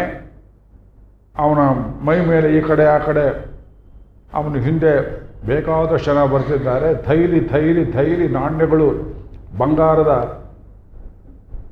ನಾಣ್ಯಗಳನ್ನು, ರಾಜನ ಮೊಹರುಗಳನ್ನು ಈ ಮಖಮಲ್ ಚೀಲದಲ್ಲಿ ಹಾಕಿ ಅರಮನೆಯಲ್ಲಿ ಥೈಲಿ ಕಿಲ್ಲತ್ತು ಅಂತ ಹೇಳೋರು. ರಾಜ ಮುದ್ರೆ ಹಾಕಿರ್ತಾರೆ, ಅದು ಒಂದು ಮುದ್ರೆ ಕೆಳಗೆ ಬಿದ್ದು ಹೋಗ್ತದೆ, ಒಂದು ಚೀಲ ರಾಜ ಥೈಲಿ ಕೆಳಗೆ ಬಿದ್ದು ಹೋಗ್ತದೆ. ಯಾವನೊಬ್ಬ ಬೆಸ್ತ್ರವನು ಬಂದ ಆ ಕಡೆಯಿಂದ. ರಾಜ ನೋಡಲಿಲ್ಲ, ಅದು ಹೊರಟೋಯ್ತು ಕುದುರೆ ಮುಂದೆ. ಪರಿವಾರವೂ ಹೊರಟೋಯ್ತು, ಏನು ಬಿತ್ತು ಅಂತ ನೋಡಲಿಲ್ಲ. ಬಂದು ನೋಡ್ದ, ಅಯ್ಯೋ ಇದು ನಮ್ದಲ್ಲ ಅಂತ ಅವನಿಗೆ ಗೊತ್ತಾಯಿತು. ರಾಜಮುದ್ರೆ ಇದೆಯಲ್ಲ ಅಂತ ಕಷ್ಟಪಟ್ಕೊಂಡು ಮೀನು ಹಿಡಿಯೋದನ್ನು ಬಿಟ್ಟು ಅವತ್ತು ಹೋಗಿ, ಸ್ವಾಮಿ ನಿಮ್ದಾ ನೋಡಿ ಅಂತ ರಾಜನಿಗೆ ಕೊಟ್ಟ. ರಾಜ ನೋಡಿದ, ಹೌದು ಕಾಣೋ, ನಿನಗೆ ಹೇಗೆ ಬಂತು? ಅಲ್ಲಿ ಬಿದ್ದಿದ್ದು ಸ್ವಾಮಿಯಿಂದ. ಒಳಗೆ ತೆಗೆದು ನೋಡಿದ್ರೆ ಅವನಿಗೆ ಒಳಗಿದ್ದದ್ದು ರಾಜರ ಸ್ವತ್ತು ಅಂತ ಗೊತ್ತಿಲ್ಲ, ಒಳಗಿದ್ದದ್ದು ಏನು ಅಂತ ಗೊತ್ತಿಲ್ಲ. ಮುದ್ರೆ ಇತ್ತಲ್ಲ ಅಂತ ತೊಗೊಂಡೋಗಿ ಕೊಟ್ಟ, ಕೈಗೆ ಸಿಕ್ಕಿದ್ದು ಅಂತ. ತೆಗೆದು ನೋಡಿದ ಮೇಲೆ ನನ್ನ ಪದಾರ್ಥ ಬುದ್ಧಿ ತಮ್ಮದ ನಮ್ಗೆ ಗೊತ್ತಾಗಲಿಲ್ವಲ್ಲ ಅಂದ ಹಾಗೆ ನಮ್ಮಾಳ್ವಾರರು. ಏನು ಉದಾಹರಣೆ ರೀ ಇದು. ಆತ್ಮ ಸಮರ್ಪಣೆ ಅಂತ ಮಾಡ್ತಿರಲ್ಲ, ಇದು ಅಜ್ಞ ಕೃತ್ಯವಲ್ಲ. ಅಜ್ಞರು ಮಾಡೋಕ್ಕೆ ಆತ್ಮ ಸಮರ್ಪಣೆ ಅಂದರೆ ಬುದ್ಧಿವಂತರೇ ಮಾಡಬೇಕಾದ ಕೆಲಸ. ಮಾಡುವಾಗ ಅಯ್ಯೋ ಮಾಡಿಬಿಟ್ಟಲ್ಲ ಅಂತ ಆಮೇಲೆ ಪಶ್ಚಾತ್ತಾಪ ಪಡೋದಲ್ಲ. ಆತ್ಮ ಸಮರ್ಪಣೆ ಮಾಡುವಾಗ ನಾವು ಪರಿಪೂರ್ಣ ಜ್ಞಾನ ಇಲ್ಲದೆ ಇದ್ದರೂ ಪರವಾಗಿಲ್ಲ ಅಂತ ಅರ್ಥ. ಶಾಸ್ತ್ರ ತಿಳಿದವರು, ವೇದವನ್ನು ಓದಿದವರೇ ಶರಣಾಗತಿ ಮಾಡಬೇಕಂತಿಲ್ಲ. ಏನು ಗೊತ್ತಿಲ್ಲದೆ ಇದ್ದವರು ಮಾಡ್ಬೋದು. ಆಮೇಲೆ ಗೊತ್ತಾಗ್ತದೆ ಶರಣಾಗತಿ ಮಾಡಿದ ಕೂಡಲೇ ಅದು ವಿದ್ಯೆ. ಆದ್ದರಿಂದ ನೀವು ನಿಮ್ಮದು ಎಲ್ಲವೂ ಅವನಿಗೆ ಸೇರಿದ್ದು ಅನ್ನೋ ತಿಳುವಳಿಕೆ ಉಂಟಾಗ್ತದೆ. ಆಮೇಲೆ ಆ ಪಾತಿವ್ರತ್ಯ ಕಾಪಾಡ್ಕೋಬೇಕು. ಇದು ಯಾವುದು ನನ್ನದಲ್ಲ ಅನ್ನೋ ತಿಳುವಳಿಕೆಯಲ್ಲಿರಬೇಕು. ತಂದನೀ ಕೊಂಡಾಕಿನಯ್ಯೇ ಯಾಮನಾಚಾರ್ಯರ 2 ಶ್ಲೋಕ, ಆಳ್ವಂದಾರ 2 ಪಾಶರ, ಅದರ ವಿಸ್ತಾರ ಈ ಶರಣಾಗತಿ ಗದ್ಯ. ತಂದನೀ ಕೊಂಡಾಕಿನಯ್ಯೆ, ತಂದನೀ ಕೊಂಡಾಕಿನಯ್ಯೆ. ಅನ್ನಮಯ, ಪ್ರಾಣಮಯ, ಮನೋಮಯ ಶರೀರವನ್ನು ಉಂಟು ಮಾಡಿ ಅದರಲ್ಲಿ ನನ್ನನ್ನು ತೋರಿಸಿ ತಂದು, ಈ ಶರೀರ ನಿಂದು ತಿಳ್ಕೊ ತಿಳ್ಕೊ, ಇದರಲ್ಲಿರೋ ತನಕ ನಿಂದು ಈ ಪ್ರಜ್ಞೆ ಕೊಟ್ಟವನು ಯಾರು? ಭಗವಂತ. ಬಾಡಿಗೆ ಮನೆಯಲ್ಲಿ ಇದ್ದೀರಿ. ಯಾರ್ದೋ ಮನೆ ಆದರೆ ಕಸ ಯಾಕೆ ದಿವಸ ಕುಡಿಸ್ತೀರಿ? 2,000 ರೂಪಾಯಿ ಸಂಬಳ ಕೊಟ್ಟು ಕೆಲಸದವಳನ್ನಿಟ್ಟು ಬಾಡಿಗೆ ಮನೆಗೆ ಯಾಕ್ರಿ ಅಲಂಕಾರ ಮಾಡ್ತೀರಿ? ಹೊಸರಿಗೆಲ್ಲ ಯಾಕ್ರಿ ಪೇಂಟ್ ಮಾಡ್ತೀರಿ? ಲೆಕ್ಕ ಮಾಡಿ. ಒಂದು ತಿಂಗಳಿಗೆ ಈ ಯಾವುದದು ಫೆನೈಲ್ಗೆ ಎಷ್ಟು ಖರ್ಚು ಮಾಡ್ತೀನಿ? ಕಸಬರಿಗೆ ಬೆಲೆ ಎಷ್ಟಿದೆ? ಟಿ ವಿದಲ್ಲಿ ಕಸಬರಿಗೆ ಅಡ್ವರ್ಟೈಸ್ಮೆಂಟು ಅಲ್ಲ, ಇಲ್ಲಿ ಪ್ರವಚನ ಮಾಡ್ತಾರೆ ಕೇಳಿದ್ರೇನೋ ಅಡ್ವರ್ಟೈಸ್ಮೆಂಟ್ ಇಲ್ಲ, ಕಸಬರಿಗೆ ಅಡ್ವರ್ಟೈಸ್ಮೆಂಟು. ಟಿ ವಿ ಇರೋ ಜಾತಿಗೆ ಕಸಬರಿಗೆ ಅಡ್ವರ್ಟೈಸ್ಮೆಂಟ್ ಕೊಡುವುದು. ಇನ್ನೊಂದು ಸಲ ಟಿ ವಿ ನೋಡೋಕೆ ಹೋಗ್ಬೇಕು ಆ ಕಸಬರಿಗೆ. ಅದನ್ನು ಯಾಕೆ ಗೋಡೆ ಅಕಸ್ಮಾತ್ ಏನೋ ಒಂದು ಚೂರು ಆಯ್ತದ, ನೀರು ತೊಗೊಂಬಪ್ಪ, ಅದು ಉಜ್ಜೋ ಮಾಡೋ, ಅಯ್ಯೋ ಪೇಂಟ್ ಇತ್ತು ಹೋಯ್ತಲ್ಲ. ಬಾಡಿಗೆ ಕೊಟ್ಟವನು ನೀನಿರೋ ತನಕ ಈ ಮನೆ ಚೆನ್ನಾಗಿ ಇಟ್ಕೊಂಡಿರಬೇಕು. ಈ ಮನೆ ಬಿಡುವಾಗ ನಾನು ನಿನಗೆ ಹೇಗೆ ಕೊಟ್ಟಿದ್ನೋ ಹಾಗೆ ಕೊಡು ಅಂತ ಕೇಳ್ತಾನೆ. ನಮ್ಮ ಮಗಳು, ದೊಡ್ಡ ಮಗಳು, ಈಗ ಸ್ವಂತ ಮನೆ ಕಟ್ಕೊಂಡು ಮೈಸೂರಲ್ಲಿ ಇನ್ನೊಂದು ಕಡೆ ಹೋಗುವಾಗ ಯಾವುದೋ ಒಂದು ಕಡೆಯಲ್ಲಿ ಬಾಡಿಗೆಗಿದ್ದರು. ಅವರು ಸೌತ್ ಕೆನರಾದವರು. 1 ವರ್ಷ 2 ವರ್ಷ ಇದ್ದರು. ನಾವಾಗಿದ್ರೇನು ಮಾಡ್ತಿದ್ವು, ಹಾಗೆ ಅವ್ರಿಗೆ ಬೀಗದ ಕೈ ಕೊಟ್ಟು ಅಡ್ವಾನ್ಸ್ ಕೊಟ್ಟು ತೊಗೊಂಡು, ಇಲ್ಲ ಇಲ್ಲ ನಾನು ಪೇಂಟ್ ಮಾಡಿ ಕೊಟ್ಟಿದ್ದೆ, ನೀವು ಹಾಗೇ ಕೊಡಬೇಕು ಅಂತ ಕಂಡೀಷನ್ ಕೊಟ್ಟು. 50,000 ರೂಪಾಯಿ ಖರ್ಚು ಮಾಡಿ ಪೇಂಟ್ ಮಾಡಿಸಿ, ನಿಮ್ಮ ಶರೀರ ಅನ್ನೋದು ಬಾಡಿಗೆ ಮನೆ, ಯಜಮಾನ ಭಗವಂತ, ನಾವು ಅದನ್ನು ಕ್ಲೀನಾಗಿ ಇಟ್ಕೊಳ್ಬೇಕು. ಇದು ನಮ್ಮದಲ್ಲ. ನಮ್ಮದಲ್ಲವಾದರೂ ನಾವಿರೋ ತನಕ ಇದನ್ನು ಅವನ ಸ್ವತ್ತು ಅಂತ ಕಾಪಾಡಬೇಕು. ಇಷ್ಟೇ ತಿಳುವಳಿಕೆ ಇದ್ದರೆ ಅಹಂಕಾರ ಬರೋದಿಲ್ಲ, ಇಲ್ಲದೆ ಇದ್ದರೆ ಅಹಂಕಾರ ನಿಮ್ಮನ್ನು ಬಿಡೋದಿಲ್ಲ. ಶರೀರ ನಿಮ್ಮದಲ್ಲ. ದಿವಸ ಯಾಕೆ ಕ್ಲೀನ್ ಮಾಡ್ತೀರಿ? ದಿವಸ ಸ್ನಾನ ಮಾಡ್ತೀರಿ. ತಗೊಂಡೋಗಿ ಒಂದು ದಿವಸ ಸುಟ್ಟು ಬಿಡ್ತಾರೆ ಗೊತ್ತಿದ್ರು ನಾವು ಧಾರಣೆ ಮಾಡ್ತೇವೆ, ಅಲಂಕಾರ ಮಾಡ್ಕೊಳ್ತೇವೆ. ಯಾಕೆಂದರೆ ಅವನಿರುಪಿಡಂ, ಅವನಿರುವ ಮನೆಗೆ ಅಂತರಾತ್ಮನಾಗಿ ಅವನಿದ್ದಾನೆ ಅಂತ ತಿಳ್ಕೊಂಡು ನಾವು ಅವನು ಧರಿಸ್ತೇವೆ, ತುಳಸಿ ಮಣಿ ಹಾಕ್ತೇವೆ. ಅವನಿಗಾಗಿ ಅಂತರ್ಯಾಮಿ ನಿವೇದನ ಅಂತ ಒಂದು ಮಾಡ್ತೇವೆ. ಅವನಿಗೋಸ್ಕರ ಶರೀರವನ್ನು ಶುದ್ಧಿಯಾಗಿ ಇಟ್ಟಿರ್ತೇವೆ. ಸಮರ್ಪಣೆ ಮಾಡುವಾಗ ಕೊನೆಯಲ್ಲಿ ಕೂಡ ಭಗವಂತ ಎಷ್ಟು ನಿರ್ದಾಕ್ಷಿಣ್ಯಪರನಾಗಿದ್ದಾನೆ ಅಂದರೆ ಯೋಚನೆ ಮಾಡಿ. ಒಬ್ಬರು ಪ್ರಾಣ ಬಿಟ್ಟ ಮೇಲೆ ಎಲ್ಲರೂ ದಯವಿಟ್ಟು ಸಕಾಲಕ್ಕೆ ಬರಬೇಕು. ಅಮೃತವನ್ನು ಕಳ್ಕೊಂಡ್ಬಿಡ್ತೀರಿ. ಅರ್ಧ ಗಂಟೆ 10 ನಿಮಿಷ ಹೋದರೂ ಲಿಂಕ್ ತಪ್ಪಿ ಹೋಗ್ತದೆ. ಆಮೇಲೆ ನೋಡಿ, ಶರೀರದ ಎಷ್ಟು ಸೂಕ್ಷ್ಮ ಇಟ್ಟಿದ್ದಾನೆ ಭಗವಂತ. ಪ್ರಾಣ ಹೋಗೋದಕ್ಕೆ ಮುಂಚೆ ಕಾಫಿ ಕೊಡ್ಲಾ? ಅವರು ಹೂ ಅಂತಾರೆ. 2 ಸ್ಪೂನ್ ಕಾಫಿ ಹಾಕಿರ್ತೀವಿ. ಆ 2 ಸ್ಪೂನ್ ಕಾಫಿನೂ ಉಳಿಸೋದಿಲ್ಲ ಭಗವಂತ. ಶರೀರದಲ್ಲಿ ಹಾಕಿದ್ದ ಅಷ್ಟು ಪದಾರ್ಥ ನಾನಿನ್ನು ಸೃಷ್ಟಿ ಮಾಡಿ ತಾಯಿ ಗರ್ಭದಿಂದ ಹೊರಗೆ ತಂದಾಗ ಒಳಗೇನಿರಲಿಲ್ಲಲ್ಲ, ನನಗೆ ಹಾಗೇ ಕೊಡು ಅಂತ ಕೇಳ್ತಾನೆ.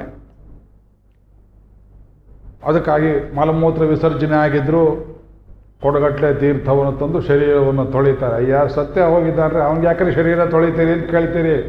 ಅಲ್ಲ, ದಾನ ಮಾಡುವಾಗ ಶುದ್ಧವಾಗಿ ಮಾಡಬೇಕು. ಅವನು ಕೊಟ್ಟಾಗ ವಾಪಸ್ ಕೊಡಬೇಕು. ಮಾಡಿ ಶ್ರೀಚೂರ್ಣ ಪರಿಪಾಲನಾದಿಗಳನ್ನೆಲ್ಲ ಮಾಡಿ ತಗೊಂಡು ಹೋಗಿ ಇಟ್ಟು, ಯಾರೋ ಮಾಡೋದಲ್ಲ, ಸ್ವಂತ ಮಗನೇ ಮಾಡಬೇಕು. ಎದೆ ಮೇಲೆ ಅಗ್ನಿಯನ್ನಿಟ್ಟು ಮಾಡಿ ಮಂತ್ರಗಳನ್ನು ಹೇಳಿ ಭಗವಂತ ಮಾಡಿದ ಉಪಕಾರ ಎಷ್ಟು ದೊಡ್ಡ ಉಪಕಾರ. ಇಷ್ಟು ಮಾಡಿದ ಯಾತಕ್ಕೆ? ಆತ್ಮೋಜ್ಜೀವನಕ್ಕೆ. ಅದು ಮರ್ತು ಬಿಟ್ರೆ ಏನಿದೆ? ಪರ್ಪಸ್ ಆಫ್ ಕ್ರಿಯೇಷನ್ ಕೇಳ್ತಾರೆ ಅನೇಕರು. ಸೃಷ್ಟಿ ಯಾಕೆ ಮಾಡಿದ ದೇವರು? ಮಾಡಬಾರ್ದಾಗಿತ್ತು.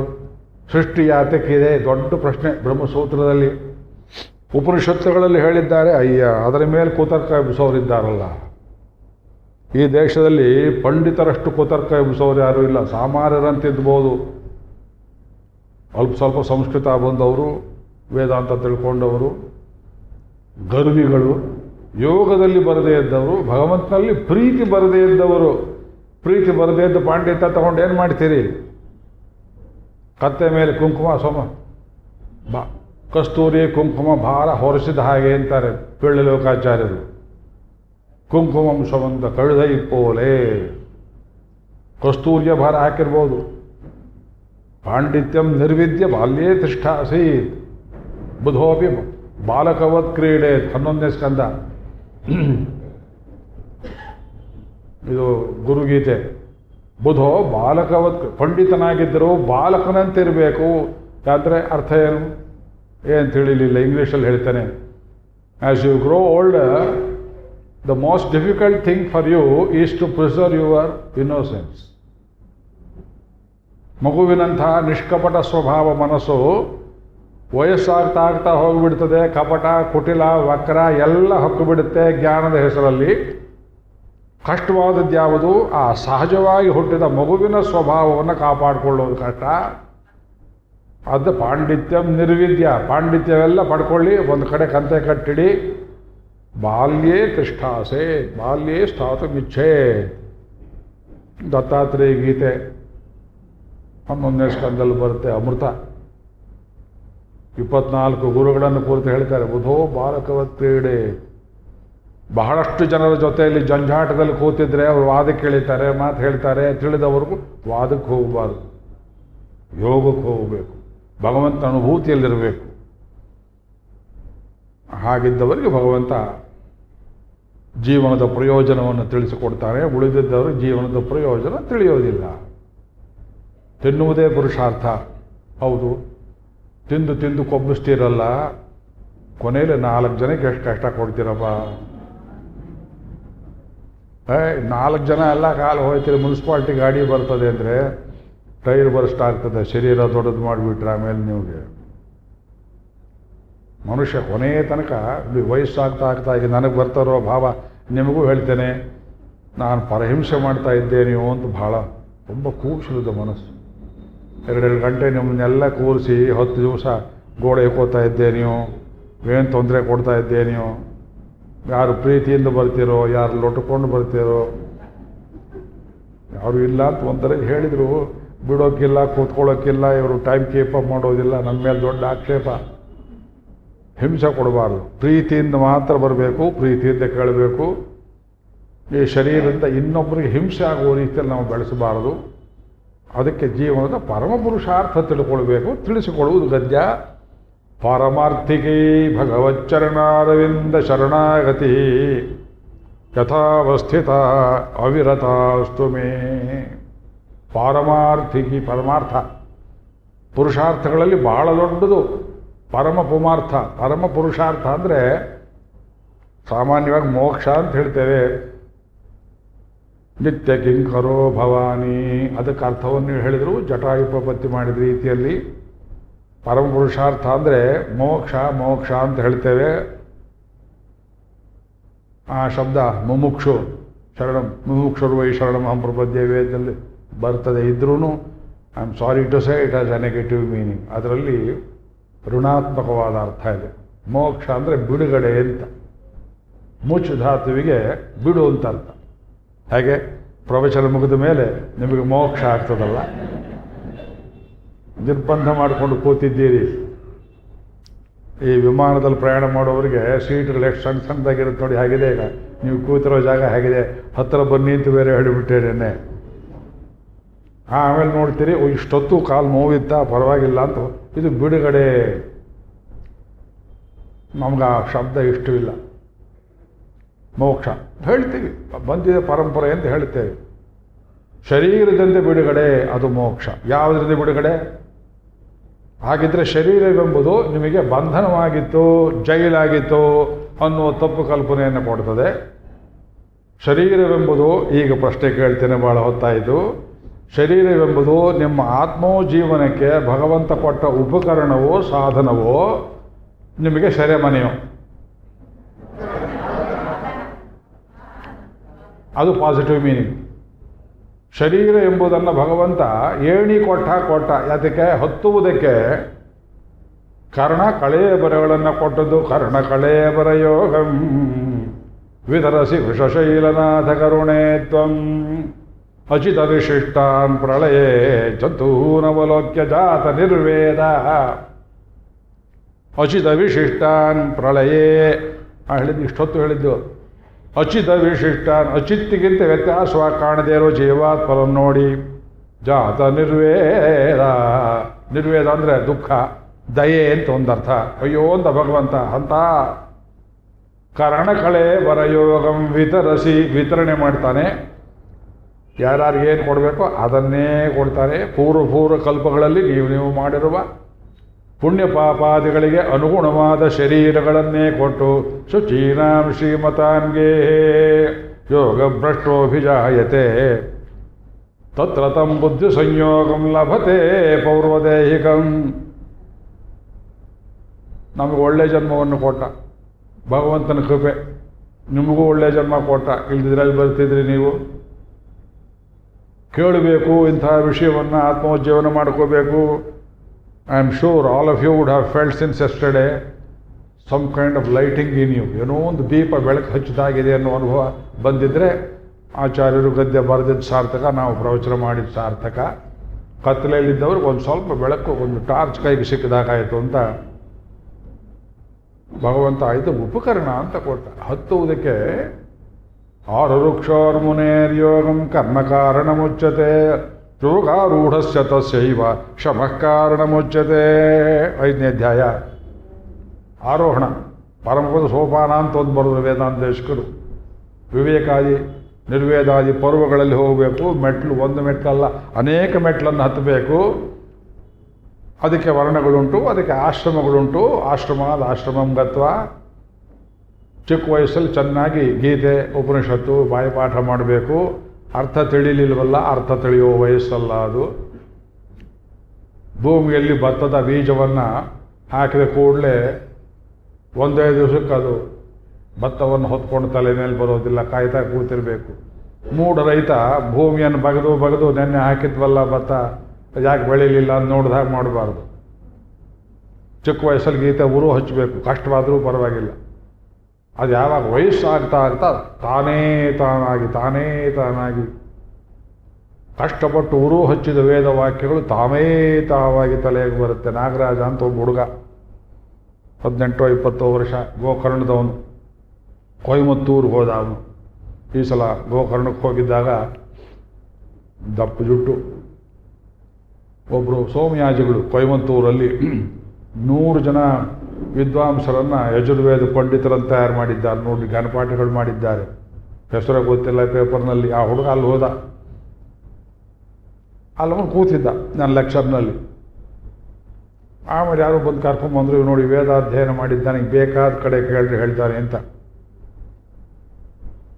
ನಾನು ಪ್ರವಚನ ಮುಗಿದ ಮೇಲೆ ಅರ್ಧ ಗಂಟೆ ಕಾಲ ಅಲ್ಲೊಂದು ಸಂಹಿತೆಯಲ್ಲಿ ಬ್ರಾಹ್ಮಣದಲ್ಲಿ 6 ನಿಮಿಷದಲ್ಲಿ ಕೇಳಿದ್ರೆ ದಡ ಹೇಳ್ತಾ ಇದ್ದಾನೆ ಮಂತ್ರ. ತುಂಬ ಸಂತೋಷ ಆಯಿತು, ತಲೆ ಮೇಲೆ ಕೈ ಇಟ್ಟೆ, ಸಂತೋಷಪಟ್ಟೆ. ಅಪ್ಪ ಅಧ್ವನ ಮಧ್ವಪತೆ ತಮಸ ಪಾರಮಶೀಯ ಹೇಳೋ ಸರಿಯಾದೆ ಅಂದ. ಆ ಮಂತ್ರ ಓದಿಲ್ಲ ಅವನು. ಅಧ್ವನ ಮಧ್ವಪತೆ, ಅಧ್ವ ಅಂದ್ರೆ ದಾರಿ, ಅಧ್ವಪತೆ ದಾರಿಯನ್ನು ತೋರಿಸುವ ಪರಮೇಶ್ವರನೇ. ಅಧ್ವನ ಮಧ್ವಪ, ಎಷ್ಟೋ ದಾರಿ ಇದೆ. ನರಕಕ್ಕೂ ಒಂದು ದಾರಿ ಇದೆ, ಸಂಸಾರ ಗತಿ ಅಂತ ಒಂದಿದೆ, ನರಕಗತಿ ಅಂತಿದೆ, ಯಮಗತಿ. ಇಂದ್ರವರುಣಾದಿ ಪ್ರಜಾಪತಿಗಳ ಲೋಕಕ್ಕೂ ಬೇರೆ ಬೇರೆ ಗತಿಗಳಿವೆ, ಪರಮಪದಕ್ಕೂ ಒಂದು ದಾರಿ ಇದೆ. ಇಷ್ಟೆಲ್ಲ ದಾರಿ ಗೊತ್ತಿರೋವನು ಸುಪ್ರೀಂ ಟ್ರಾಫಿಕ್ ಇನ್ಸ್ಪೆಕ್ಟರ್ ಅಂತ ಭಗವಂತ. ಅಧ್ವನ ಮಧ್ವಪತೆ ತಮಸ ಪಾರಮಶೀಯ, ಎಲ್ಲಿ ಕತ್ತಲೆ ಇಲ್ಲವೋ ಆ ಲೋಕಕ್ಕೆ ನನ್ನನ್ನು ಕರ್ಕೊಂಡು ಹೋಗುವಂತ ಪ್ರಾರ್ಥನೆ ಮಾಡುವ ಮಂತ್ರ ಇದು. ಇದೆಲ್ಲಿ ಬರ್ತದೆ ಹೇಳಪ್ಪ, ಗೊತ್ತಿಲ್ಲ. ಯಾಕೋ ಇಷ್ಟೆಲ್ಲ ಹೇಳಿದೆಲ್ಲ ಅದಾಗಿಲ್ಲ ನನಗೆ ಮಂತ್ರ. ಎಲ್ಲಿ ಬರ್ತದೆ ಇದು? ಏಕಾಗ್ನಿಕಾಂಡ ಹೇಳಿಬಿಟ್ಟೆ ನೋಡಿ ಹುಡುಗ. ಯಜುರ್ವೇದಕ್ಕೆ ಅಟ್ಯಾಚ್ಡ್ ಏಕಾಗ್ನಿಕಾಂಡ ಅಂತ. ಇದು ಅಪರಮಂತ್ರ ಪ್ರಯೋಗ. ಒಬ್ಬನ ಶರೀರವನ್ನು ಚಿತೆಯ ಮೇಲಿಟ್ಟು ಅವನಿಗೆ ಮಗನೋ ಅಳಿಯನೋ ಹತ್ತಿರದ ಬಂಧುವೋ ಚಿತಾ ಸ್ಪರ್ಶ ಮಾಡುವಾಗ ದೇವರಿಗೆ ಹೇಳುವ ಮಂತ್ರ ಅಧ್ವನ ಮಧ್ವಪತೆ ತಮಸ ಪಾರಮಶೀಯ. ನೋಡಿ ಹೇಗಿದೆ ಮಂತ್ರಗಳು. ಮೈಸೂರು ಶೃಂಗೇರಿ ಶಂಕರ ಮಠದಲ್ಲಿ ಭಗವದ್ಗೀತಾ ಪ್ರವಚನ ಮಾಡ್ತಿದ್ದೆ 36 ದಿವಸ. ಎಲ್ಲ ರೆಕಾರ್ಡ್ ನಾನು ಹೇಳಿದ್ರೆ ಗೊತ್ತಾಗುತ್ತೆ. ಅಲ್ಲೊಬ್ಬ ಹುಡುಗ ಕೂತಿದ್ದ, ಅವನು 20 ವರ್ಷದವನು, ಇಲ್ಲಿ ಬೆಂಗಳೂರು ಶೃಂಗೇರಿ ಮಠದಲ್ಲಿ ಓದ್ದವನಂತೆ ಅವನ ಪಾಪ. ಅಲ್ಲಿ ಪ್ರಸಂಗ ಇದೇ ಮಂತ್ರವನ್ನು ಹೇಳಿ ಯಾರು ಹೇಳ್ತೀರಾ ಎಲ್ಲಿದೆ, ಅವನು ಬಂದು ಗಡ ಮಂತ್ರ ಹೇಳಿದೆ, ಏಕಾಗ್ನಿಕಾಂಡ ಅಂತ ಹೇಳ್ದ. ಹೋಗಿ ಎದ್ದು ಅವನು ತಬ್ಕೋಬೇಕು ಅಂತ ಸಂತೋಷ. ಒಬ್ಬ ಮಂತ್ರ ಹೇಳ್ತಾನೆ ನೋಡ್ರಿ ಕೇಳಿದ ಕೂಡಲೇ. ಆಮೇಲೆ ಅವನೇ ಕೇಳ್ತಾನೆ, ಇನ್ನು ಮಂತ್ರತಿಗೆ ಅನ್ನ ಅರ್ಥ ಸರ್. ಮಂತ್ರ ಗುರು ಹಚ್ಚಿದ. ಅಷ್ಟು ಕೆಲಸ ಮಾಡಿದ್ನಲ್ಲ. ಮಂತ್ರ ಇದ್ರೆ ಅರ್ಥ ಹೇಳ್ಬೋದು, ಮಂತ್ರವೇ ಗೊತ್ತಿಲ್ಲದೆ ಅದರಲ್ಲಿಂದ ಹೇಳ್ತೀರಿ. ನಮ್ಮ ದೇಶ ಉಳಿಸಿರೋದೇ ವೇದ. ವಿಷಯ ಅಂತ ತುಂಬ ಆಗುತ್ತೆ. ಇದಕ್ಕೆ ಹೇಳ್ತೇವೆ ಅಂದರೆ ಆ ಪರಮಪುರುಷಾರ್ಥ ತೋರಿಸಿಕೊಡುವುದು ವೇದ, ಪರಮಶಾಸ್ತ್ರ. ವೇದಾತ್ ಶಾಸ್ತ್ರಂ ಪರನ್ನಾಸ್ತಿ ನ ದೈವಂ ಕೇಶವಾತ್ ಪರಂ. ವೇದಕ್ಕಿಂತ ಮೇಲ್ಪಟ್ಟ ಶಾಸ್ತ್ರವಿಲ್ಲ, ಕೇಶವನಿಗಿಂತ ಮೇಲ್ಪಟ್ಟ ಇನ್ನೊಂದು ದೈವವಿಲ್ಲ. ಉಳಿದದ್ದೆಲ್ಲ ಅವನವನ ವಶದಲ್ಲಿ ಇರ್ತಕ್ಕಂಥ ಸಣ್ಣ ಸಣ್ಣ ಸಣ್ಣ ಅಧಿಕಾರಗಳನ್ನು ಹೊಂದಿರತಕ್ಕಂಥವರು.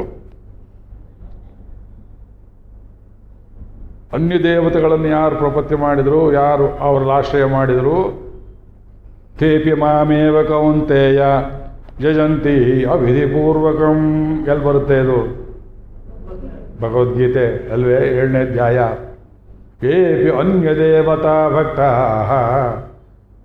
ಅನ್ಯ ದೇವತೆಗಳ ಭಕ್ತರು ಯಾತಕ್ಕಿರ್ತಾರೆ? ಕ್ಷಿಪ್ರಂ ಹಿ ಮಾನುಷೇ ಲೋಕೆ ಸಿದ್ಧಿರ್ಭವತಿ ಕರ್ಮಜ. ಶಾರ್ಟ್ ಕಟ್ ಇರುತ್ತೆ ಕೆಲವರಿಗೆ.